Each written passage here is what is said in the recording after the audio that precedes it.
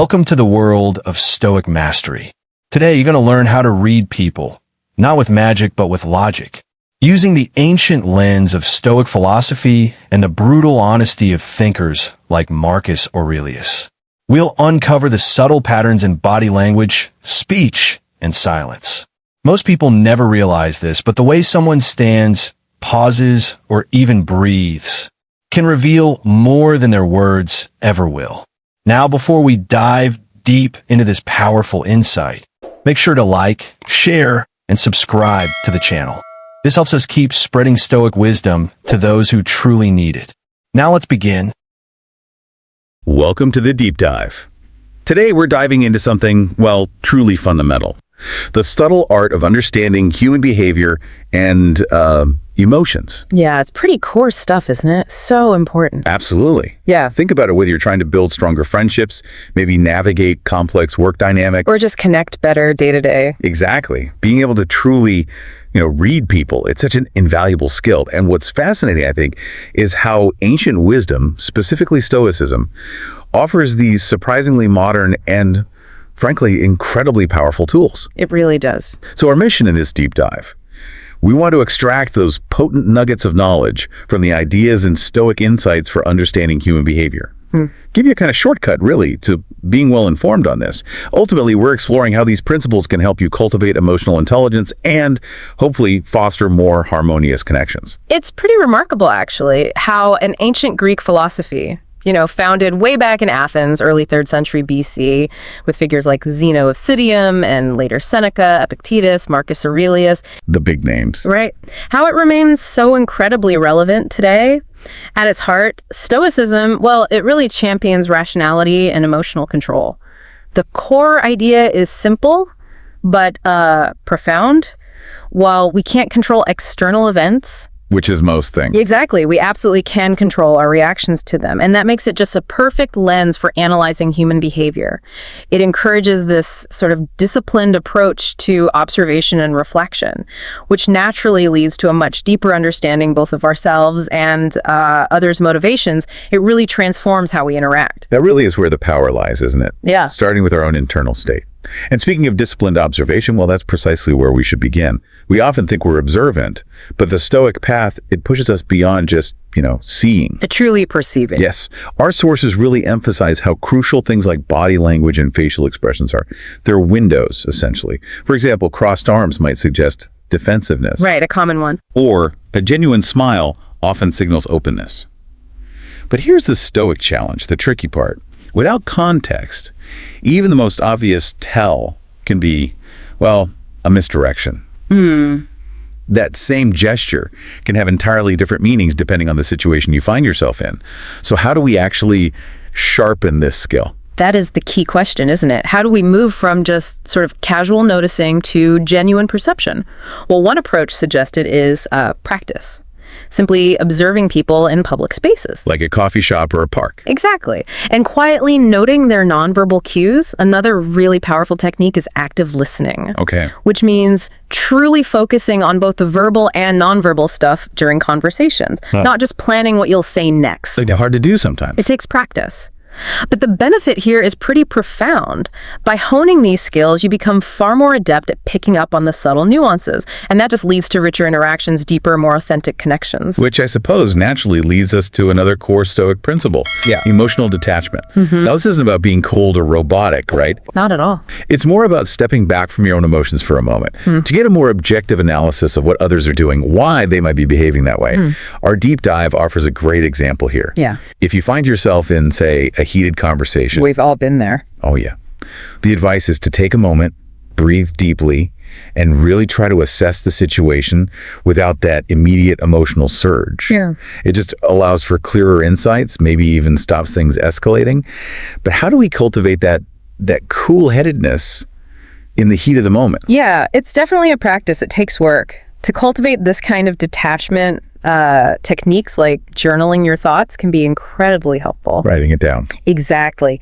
It lets you process emotions outside the immediate pressure cooker, stops them overwhelming you. Mindfulness meditation is another really powerful tool just for staying present and aware. Okay. And the benefits are pretty significant. This intentional distance, it allows for more rational decision making.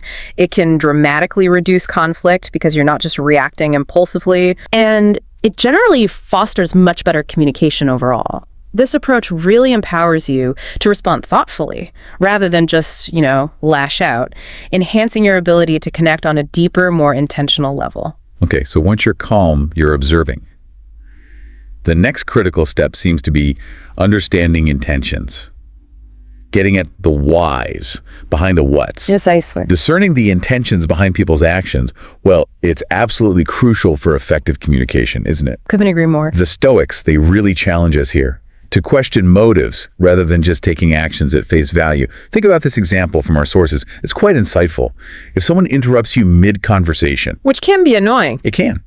But instead of immediately jumping to they're rude or disrespectful, consider that maybe, just maybe, they're genuinely excited or anxious to share their thought before they lose it. Yeah. That simple shift in perspective, it completely changes your own emotional reaction, doesn't it? It truly does. And when we think bigger picture, common intentions in social interactions, well, they can include things like seeking validation, maybe expressing concern, or sometimes just trying to connect. Right. So the invitation here is for you, the listener, to consider multiple perspectives. Ask yourself those internal questions like, okay, what might really be driving this person's behavior right now? Are they stressed, feeling insecure, or maybe just incredibly happy and, bubbly? Exploring those potential underlying motives. Yes. By doing that, you can respond much more empathetically and constructively. This approach significantly reduces misunderstandings, and ultimately, it dramatically enhances your emotional intelligence by letting you approach interactions with, greater wisdom. And that emotional intelligence, it leads us right to empathy. Empathy plays such a significant role in reading people. It allows us to connect with and understand others' emotions on a deeper level. It's fundamental. It's truly about trying to put ourselves in someone else's shoes, as the saying goes. But here's that crucial balance the Stoics highlight again. Ah, yes, the balancing act. You need to balance that empathy with the Stoic detachment we talked about. We want to understand deeply, absolutely, but we also need to maintain our objectivity to avoid getting, overwhelmed or completely absorbed by their emotions. So how do we pull off that delicate dance? Being fully present without losing our own perspective. It's a wonderful challenge, isn't it? Practicing empathy without losing that vital Stoic objectivity. Our sources suggest a few practical ways. Firstly, active listening again. Comes up a lot. It does. Focus fully on what the other person is saying, not just the words, but tone, pauses, without prepping your reply. Just be present. Okay. And also ask open-ended questions, the kind that encourage them to express their feelings more freely, to elaborate. Not just yes/no answers. Exactly. This approach offers this really powerful dual benefit. It genuinely enhances your relationships because you're truly connecting, while still allowing you to maintain a clear perspective on your own emotions and reactions. It's about being compassionate, not consumed. Compassionate, not consumed. I like that. Okay, building on that, let's talk patterns. Recognizing patterns seems incredibly insightful for decoding those recurring behaviors. Yes, definitely. It's often pointed out that consistent behaviors, they reveal underlying stuff, right? Motivations, fears, desires, things that aren't immediately obvious. For instance, if someone frequently avoids eye contact during conversations, You mentioned that earlier, yeah. right, it might signal discomfort or insecurity. These little tells, when you see them repeatedly, they can be incredibly insightful, almost like a behavioral fingerprint. Absolutely. And the broader takeaway here, I think, is to encourage you, the listener, to just keep a mental note of recurring actions. Beyond eye contact, look for other common patterns, like subtle shifts in tone of voice, consistent changes in body language. Or even repeated phrases. Yes, or repeated phrases in conversations. To give you another specific example, think about a colleague who often deflects praise. Downplays their achievements. Exactly. It may genuinely suggest a deeper lack of self-confidence, maybe even imposter syndrome. Recognizing these patterns allows you to gain much deeper insights into others' emotional states and underlying motivations, which in turn significantly improves your communication and fosters genuine empathy. It helps you anticipate and respond more thoughtfully. Okay, patterns make sense. Now let's shift focus outwards a bit. The world around us, the influence of environment, it's huge. Our surroundings can significantly impact how people behave. Massively. Social settings can create completely different dynamics. And the Stoics would remind us, we need to factor this in. Think about it. A relaxed gathering with friends that often encourages open, playful interactions. Sure. Whereas a formal meeting that might naturally lead to more reserved professional behavior. It's a powerful reminder that context is always key, yet maybe easily overlooked sometimes. It's such a critical point. A helpful question maybe to ask yourself is, how much are you really considering the environment when you're trying to understand someone? The wisdom we're drawing from really stresses the importance of factoring in these environmental aspects because context, it truly provides invaluable insights into people's actions. Okay. Consider someone who appears anxious in, say, crowded, high-pressure room. They might be much more at ease, more open, in a quiet, one-on-one cafe setting. Totally different vibe. Completely. Or think of a person who's typically reserved in a professional context. They might become far more animated, more gregarious at a lively party. Recognizing how different environments influence behavior helps you better understand the motivations behind people's actions, and crucially, respond more effectively, fostering deeper connections by sort of meeting people where they are. Right. So we've covered a lot of ground today, really distilled these potent Stoic insights. The big question now is, how do we actually start applying these principles in our daily lives? The practical side. Yeah. Our deep dive makes it clear that integrating these ideas into your daily interactions can significantly enhance your ability to read people and respond thoughtfully. A great starting point, maybe for a concrete daily practice, is mindfulness meditation, which helps you remain present and aware during conversations, kind of embodying that Stoic presence we've been talking about. Absolutely. And beyond specific exercises, it's incredibly helpful just to reflect. Reflect on your personal experiences with reading people. Yeah. Which leads me to wonder, maybe ask yourself, can you recall times when your assumptions were just completely challenged? Oh, definitely. Or when you simply misinterpreted someone's intentions? We all do it. This kind of honest self-reflection, it can profoundly deepen your understanding and really refine your observational skills over time. Makes sense. And for those who want to dive even deeper into Stoicism itself, well, the classic texts are invaluable. Meditations by Marcus Aurelius, Letters from a Stoic by Seneca. The originals.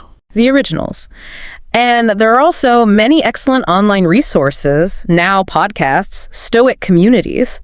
Ultimately, by consistently integrating these principles, you are actively cultivating greater emotional intelligence and while fostering more meaningful connections with everyone around you. What an insightful deep dive into Stoic wisdom this has been. We've truly untacked the power of keen observation, the calm strength of emotional detachment. A balance. Yeah, the nuanced art of understanding intentions, the delicate balance of empathy, how to recognize those recurring behavioral patterns, and of course the crucial influence of environment. It really seems clear that by consciously practicing these Stoic principles, you can cultivate deeper connections and profoundly improve your interpersonal skills in pretty much every facet of your daily life. And if we, connect this to the broader tapestry of human interaction, consider how truly understanding others often begins with understanding the reactions we choose to have. Which makes me reflect. It raises an important question, perhaps. How might consciously applying even just one of these powerful Stoic principles fundamentally transform your very next significant interaction? It's a great question to leave people with. We really encourage you to continue reflecting on these insights and actively apply them. It's a lifelong journey, really. And each step you take in fostering better relationships also, well, it refines your own character along the way.